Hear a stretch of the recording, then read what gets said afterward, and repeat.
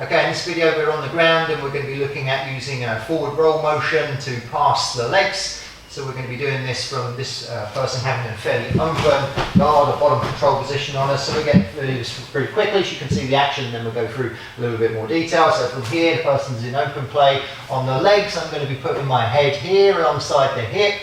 There's a bunch of different ways we can go with the hands, and I'm going to be using this kind of action to forward roll through and pass from there. We'll get into it in a little bit more detail, a little bit neater as we go. So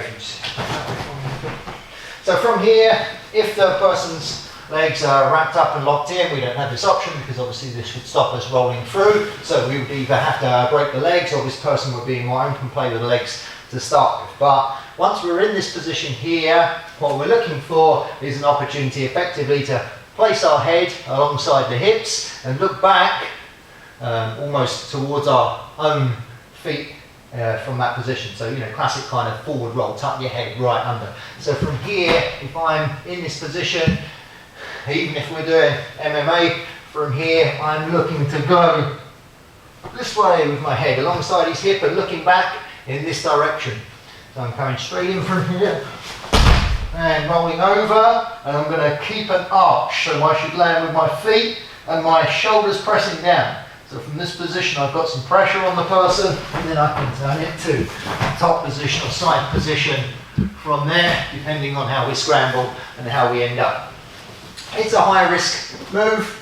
It's not the kind of thing you're going to do complacently. You're going to do it with the consideration that there's some risk attached to it. Maybe it's 10 seconds left in the round and you're going to just go for it and take a chance. Maybe you're just feeling confident enough that you can scramble out of it if anything goes wrong. Maybe you're just an exciting fighter and you just like to take chances. Whatever it is, high risk, worth going for, good fun one to do as well.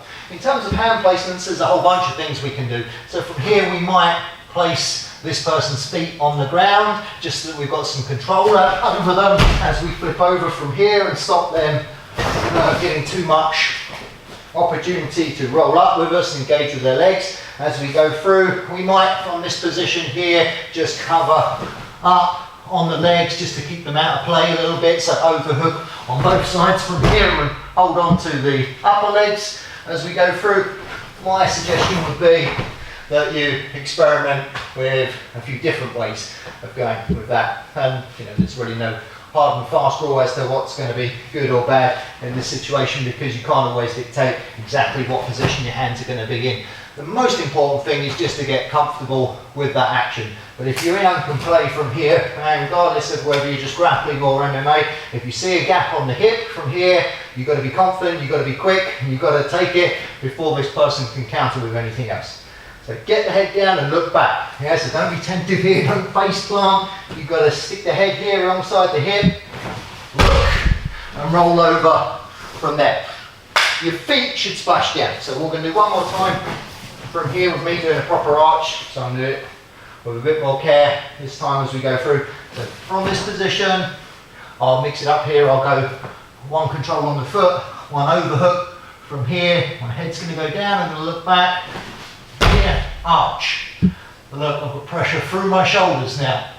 And now as I scramble through, whichever way I go, I try and keep that pressure on through the chest and the upper body. So, forward roll pass from open play, bit high risk, but a good one to have a go.